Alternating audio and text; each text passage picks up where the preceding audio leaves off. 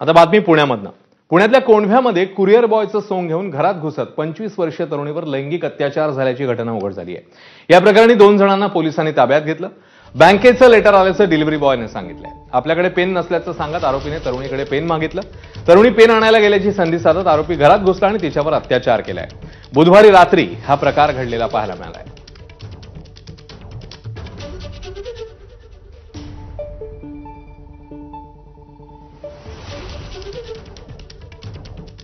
तर courier boy म्हणून आलेला व्यक्ती हा घरात घुसलेला आहे। पुण्यातल्या कोंढवा भागातली ही घटना समोर येते।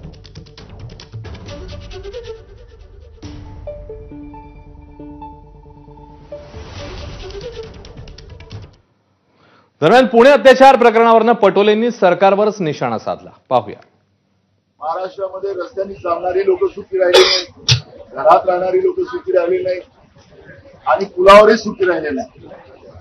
त्याच्यामुळे महाराष्ट्रामध्ये गुन्हेगारांची जी वाढ झालेली आहे त्याचं कारण असं आहे की जे आयपीएस अधिकारी आहेत ते आपल्या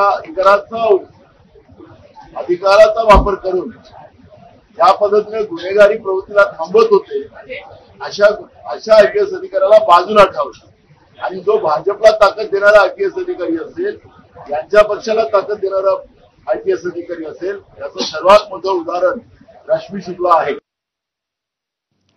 याच बातमीसोबत एक छोटासा ब्रेक नंतर आणखी काही घडामोडींचा आढावा घ्यायचा आहे। पाहत राहा एबीपी माझा।